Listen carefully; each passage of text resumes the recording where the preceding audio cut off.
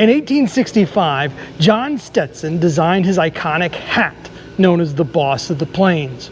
This durable, waterproof hat would define the American West, and in many ways, the cowboy itself. I'm Branchwater Jack, and we're trying on a hat or two here on the firing line. While competitors in most categories are not required to wear a hat, it could end up being one of the most important pieces of equipment you will own.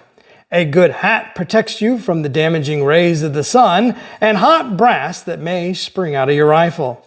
In addition to its protective qualities, a good hat also displays a sense of style, with more than one cowboy action shooter being known specifically for their taste in or choice of hat. By rule, shooters not participating in the costume categories B Western and Classic Cowboy have very few restrictions on their choice of hat. Competitors are prohibited from wearing ball caps, and feathered cowboy hats, made popular in the 70s and 80s by folks like Richard Petty, are strictly forbidden. Beyond those restrictions, cowboy action shooters are free to choose a style of hat that fits their personal tastes. While many gravitate to traditional cowboy hats like the Boss of the Plains, the late 19th century was full of hats of different designs, shapes, and sizes. In the Old West, towns would be filled with military veterans and active duty troopers.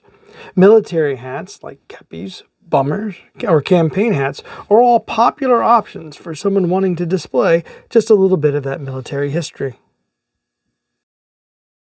When choosing your hat, remember that the West was filled with more than just cowboys.